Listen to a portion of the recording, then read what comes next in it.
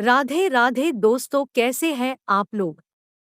आप सबको महाभारत का युद्ध तो याद ही होगा और आप उसके हर एक पात्र को भी भली भांति जानते होंगे, मगर शायद आप बर्बरीक के बारे में अधिक नहीं जानते होंगे। तो चलिए कुछ अनसुनी बातें आपके साथ साझा करते हैं। लेकिन उससे पहले यदि आपने चैनल को अभी तक सब्सक्राइब नहीं किया है तो चैनल को सब्सक्राइब कर ले। जन्म भीम और हिडिंबा के पुत्र घटोत्कच शूरवीर योद्धा थे। घटोत्कच अपने परिजनों के दर्शन के लिए इंद्रप्रस्थ आए तो श्री कृष्ण ने पांडवों से घटोत्कच का शीघ्र विवाह कराने को कहा। पांडवों ने श्री कृष्ण से अनुरोध किया कि वह घटोत्कच के लिए योग्य वधू सुझाएं।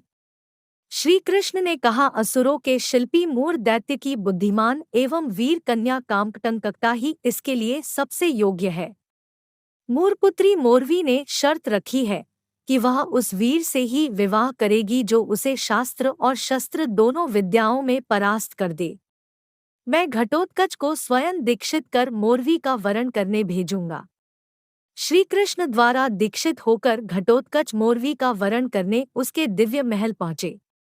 देवी कामाख्या की अनन्य भक्त मोरवी शस्त्र विद्या में पारंगत थी। कामाख्या देवी ने उसे कई दिव्य शक्तियां दी थी। उसके महल के द्वार पर उन वीरों की मुंडमालाएं लटक रही थी जो मोरवी से विवाह के लिए आए थे, किंतु परास्त होकर अपने प्राण गंवा बैठे। घटोत्कच मोरवी के समक्ष उपस्थित हुए। मोरवी घटोत्कच के रूप एवं सौंदर्य पर मुग्ध हो गई।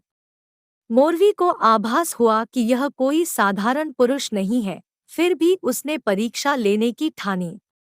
मोरवी ने घटोत्कच से पूछा, क्या आप मेरे प्रण के बारे में जानते हैं? आपको अपने विवेक और बल से मुझे परास्त करना होगा। इसमें प्राण भी जा सकते हैं। मोरवी ने घटोत्कच से शास्त्र विद्या का प्रमाण देकर निरुत्तर करने को कहा। घटोत्कच ने पूछा, किसी व्यक्ति की पत्नी से एक कन्या ने जन्म लिया। कन्या को जन्म देते ही वह चल बसी। कन्या के पिता ने उसका पालन पोषण कर बड़ा किया। जब वह कन्या बड़ी हुई तो पिता की बुद्धि भ्रष्ट हो गई। वह अपनी पुत्री से बोला, मैंने अज्ञात स्थान से लाकर तुम्हारा पालन पोषण किया है, अब तुम मुझसे विवाह रचाकर मेरी कामना पूरी करो। उस कन्या को सत्य का पता नहीं था। अनजाने में वह अपने पिता से विवाह कर लेती है। दोनों से उन्हें एक बेटी पैदा हुई। यह बताओ कि वह कन्या उस नीचकामी पुरुष की पुत्री हुई या दौहित्री? मोरवी निरुत्तर हो गई। उसने शस्त्र विद्या में घटोत्कच परास्त करने के लिए अपना खेटक उठाया। तभी घटोत्कच ने मोरवी को पृथ्वी पर पटक दिया। मोरवी घटोत्कच के हाथों शास्त्र और शस्त्र दोनों विद्याओं में परास्त हो चुकी थी। उसने अपनी पराजय स्वीकार करते हुए घटोत्कच से विवाह की हामी भर दी। घटोत्कच ने कहा, सुभद्रे, उच्च कुल के लोग चोरी छुपे विवाह नहीं करते हैं। तुम आकाशगामिनी हो, अपनी पीठ पर बिठाकर मुझे मेरे परिजनों के निकट ले चलो। हम दोनों का विवाह उनके समक्ष ही होगा। मोरवी घटोत्कच को अपनी पीठ पर बिठाकर उनके परिजनों के समक्ष ले आई। यहाँ श्री कृष्ण एवं पांडवों की उपस्थिति में घटोत्कच का विवाह मोरवी के साथ विधि विधान से हुआ। मोरवी ने एक बालक को जन्म दिया। बालक के बाल बब्बर शेर जैसे घुंघराले थे, इसलिए घटोत्कच ने उसका नाम बर्बरीक रखा। जन्म लेते ही बालक पूर्णतः विकसित हो गया। शक्तियों की प्राप्ति, जब बालक को लेकर महाबली घटोत्कच भगवान श्री कृष्ण के समक्ष उपस्थित हुए। श्री कृष्ण ने बर्बरीक को आशीष दिया। बालक बर्बरीक ने श्री कृष्ण से पूछा, हे प्रभु, इस जीवन का सर्वोत्तम उपयोग क्या है? श्री कृष्ण ने बर्बरीक के इन विचारों से प्रसन्न हुए और उन्होंने इन्हें सुहृदय नाम दिया। श्री कृष्ण ने कहा, हे पुत्र, इस जीवन का सर्वोत्तम उपयोग परोपकारी व निर्बल का साथी बनकर सदैव धर्म का साथ देने में है। इसके लिए तुम्हें शक्तियां अर्जित करनी पड़ेंगी। इसलिए तुम महिसागर क्षेत्र, गुप्त क्षेत्र में सिद्ध अंबिकाओं व नवदुर्गा की आराधना कर शक्तियां प्राप्त करो। भगवान श्री कृष्ण के आदेश से बर्बरीक ने महिसागर क्षेत्र में सिद्ध अंबिकाओं की आराधना की। प्रसन्न होकर भगवती जगदम्बा ने वीर बर्बरीक को 3 बाण एवं कई शक्तियां प्रदान की।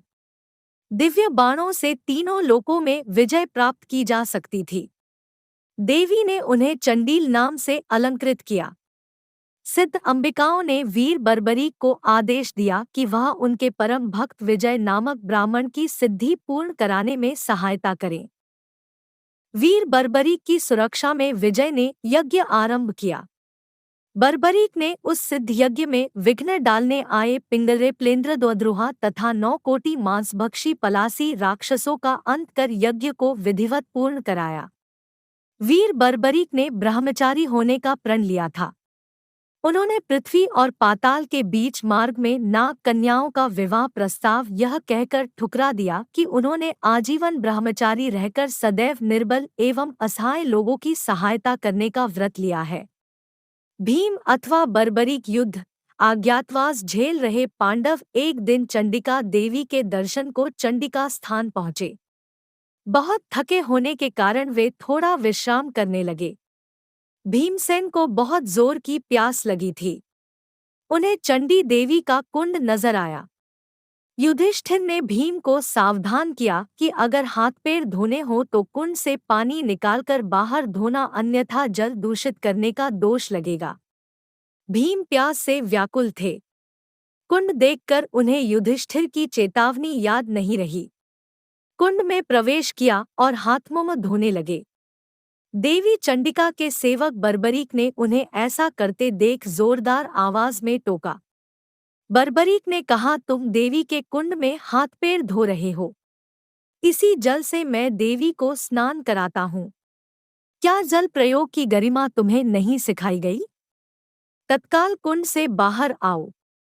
भीमसेन बर्बरीक के दादा थे, लेकिन दोनों का पहले कभी मेल हुआ नहीं था, इसलिए दोनों एक दूसरे को पहचान नहीं पाए। भीम बोले, तुम मुझे आचार व्यवहार सिखाने वाले कौन होते हो? जल का प्रयोग स्नान आदि के लिए मुनियों ने भी बताया है, मैं वही कर रहा हूँ। बर्बरीक क्रोधित हो गए। उन्होंने कहा, मुनियों ने बहते जल में स्नान की बात कही है। कुंड का जल स्थिर होता है, इसमें स्नान करने से यह गंदा होता है। अपनी भूल तत्काल सुधारो। दोनों महावीरों में अप्रिय बहस होने लगी। कोई झुकने को तैयार न था। क्रोधित हो बर्बरीक ने भीम पर एक चट्टान दे मारा। भीम बर्बरीक को ललकारते हुए कुंड से बाहर आए। दोनों बड़े वीर थे, हर युद्ध में पारंगत, इसलिए भयंकर युद्ध शुरू हुआ। भीमसेन युवा बर्बरीक के आगे कमजोर पड़ने लगे। बर्बरीक ने भीम को उठा लिया और समुद्र में फेंकने चल पड़े। भगवान शिव ने आकाशवाणी की, पुत्र यह महान गदाधर और तुम्हारे दादा भीम है। पांडव धर्मयुद्ध के लिए शक्तियां अर्जित कर रहे हैं। तुम्हारी आराध्या देवी चंडिका दर्शन को आए हैं। आकाशवाणी सुनकर बर्बरीक को बड़ा पश्चाताप हुआ। वह भीम के चरणों में गिरकर माफी मांगने लगे। भीम को प्रसन्नता हुई कि उनका पौत्र इतना बलशाली है, लेकिन बर्बरीक के मन का शोक कम नहीं हो रहा था। भीम ने कहा, श्री कृष्ण ने हमें बताया था कि तुम इसी देवी स्थान में निवास करते हो, किंतु हम यह बात भूल गए थे। मैं प्रसन्न हूँ कि तुम वीर होने के साथ साथ अत्यंत बुद्धिमान और नीतिवान भी हो। किंतु बर्बरीक का अपने पूर्वजों को अपमानित करने का शोक समाप्त नहीं हो रहा था। प्राण त्यागने के लिए समुद्र में प्रवेश कर गए। चंडिका देवी प्रकट हुई। उन्होंने बर्बरीक को रोकते हुए कहा, स्वयं भगवान विष्णु तुमसे प्राणदान मांगकर उद्धार करने को अवतरित हुए हैं।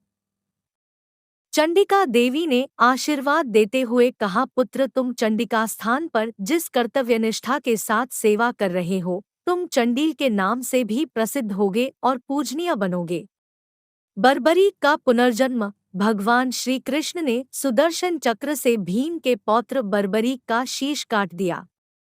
वहां बर्बरीक की आराध्य सिद्ध अंबिकाएं प्रकट हुई। उन्होंने शोकग्रस्त पांडवों को सांत्वना देते हुए बर्बरीक के पूर्वजन्म की कथा सुनानी शुरू की। मूर दैत्य के अत्याचारों से पीड़ित पृथ्वी देव सभा में गाय के रूप में अपनी फरियाद लेकर पहुंची है। देवगण, मैं सभी प्रकार का संताप सहन करने में सक्षम हूँ। पहाड़, नदी एवं समस्त मानवजाति का भार सहर्ष सहन करती हुई अपनी दैनिक क्रियाओं का संचालन करती रहती हूँ, पर मूर दैत्य के अत्याचारों से मैं व्यथित हूँ। आप लोग इस दुराचारी से मेरी रक्षा करो, मैं आपकी शरणागत हूँ। गौस्वरूपा धरा की करुण पुकार सुनकर सारी देवसभा में सन्नाटा छा गया। थोड़ी देर के मौन के पश्चात ब्रह्माजी ने कहा, मूर दैत्य के अत्याचारों से रक्षा के लिए हमें भगवान श्री विष्णु की शरण में चलना चाहिए और पृथ्वी के संकट निवारण हेतु प्रार्थना करनी चाहिए। देवसभा में विराजमान यक्षराज सूर्यवर्चा ने अपनी ओजस्वी वाणी में कहा, है देवगण, मूर दैत्य इतना प्रतापी नहीं जिसका सहार केवल श्री विष्णु जी ही कर सके। हर बात के लिए हमें उन्हें कष्ट नहीं देना चाहिए। आप लोग यदि मुझे आज्ञा दे तो मैं स्वयं अकेला ही उसका वध कर सकता हूँ। सूर्यवर्चा की बात सुनकर ब्रह्माजी बोले, नादान, मैं तेरा पराक्रम जानता हूँ। तुमने अभिमानवश इस देवसभा को चुनौती दी है।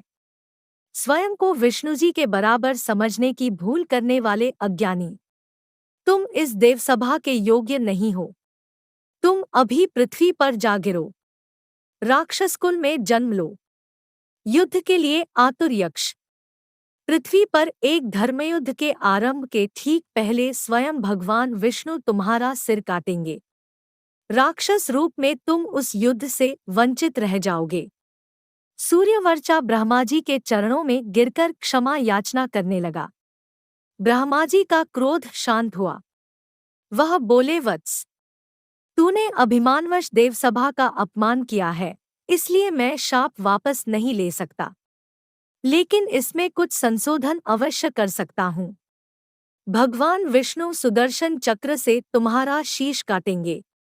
उसके बाद देवियां तुम्हारे शीश का अमृत से अभिसिंचन करेगी, जिससे तुम देवताओं के समान पूज्य हो जाओगे।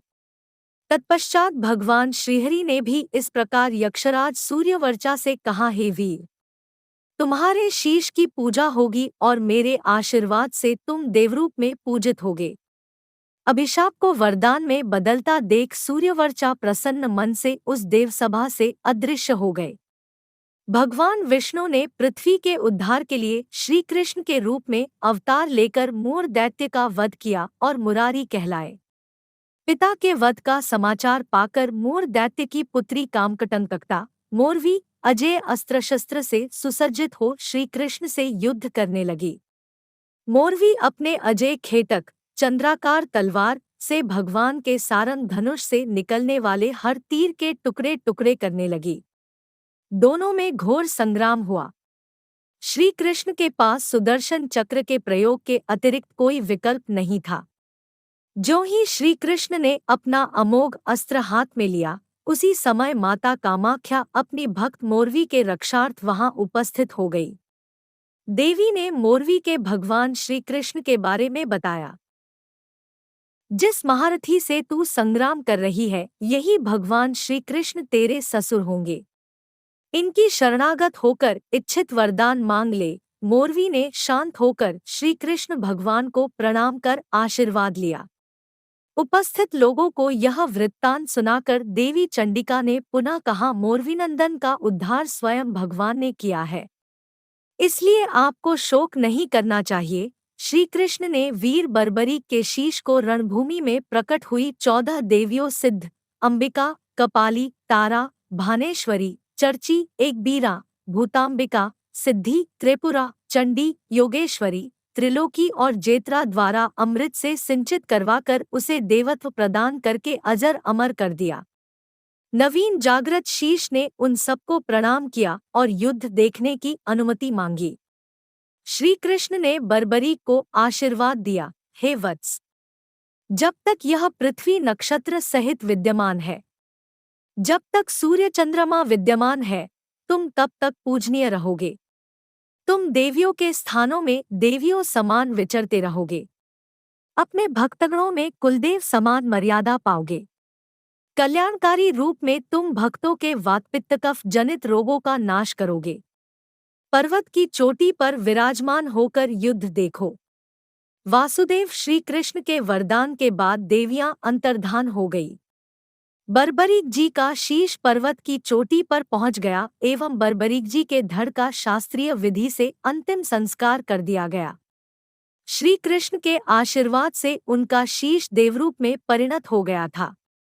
बर्बरीक का कटा शीश और खाटू श्याम। महाभारत युद्ध की समाप्ति पर भीमसेन को अभिमान हो गया कि युद्ध केवल उनके पराक्रम से जीता गया है, जबकि धनुर्धारी अर्जुन को लगता था कि महाभारत में पांडवों की जीत उनके पराक्रम से संभव हुई है। विवाद बढ़ता देख अर्जुन ने एक रास्ता सुझाया। उन्होंने कहा कि युद्ध के साक्षी वीर बर्बरीक के शीश से पूछा जाए कि उन्होंने इस युद्ध में किसका पराक्रम देखा। पांडव वीर श्री कृष्ण के साथ वीर बर्बरीक के शीश के पास गए, उनके सामने अपनी शंका रखी। बर्बरीक ने उत्तर दिया कि मुझे इस युद्ध में केवल और केवल एक योद्धा नजर आए जो सबके बदले युद्ध कर रहे थे। वह थे भगवान श्री कृष्ण। कुरुक्षेत्र में सर्वत्र नारायण का सुदर्शन चक्र ही चलता रहा। यह युद्ध उनकी नीति के कारण ही जीता गया। बर्बरीक द्वारा ऐसा कहते ही समस्त नभ मंडल उद्भासित हो उठा। देवगणों ने आकाश से देवस्वरूप शीश पर पुष्पवर्षा की। भगवान श्री कृष्ण ने पुनः वीर बर्बरीक के शीश को प्रणाम करते हुए कहा है, बर्बरीक आप कलिकाल में सर्वत्र पूजित होकर अपने भक्तों के अभीष्ट कार्य पूर्ण करेंगे। आपको इस क्षेत्र का त्याग नहीं करना चाहिए। आप युद्धभूमि में हम सबसे हुए अपराधों के लिए हमें क्षमा कीजिए। हर्षोल्लास से भरी पांडव सेना ने पवित्र तीर्थों के जल से शीश को पुनः सिंचित किया और अपनी विजय ध्वजाएं शीश के समीप लहराईं। इस दिन सभी ने महाभारत का विजय पर्व धूमधाम से मनाया। कालांतर में वीर बर्बरीक का शीश शालिग्राम शिला रूप में परिणत हुआ।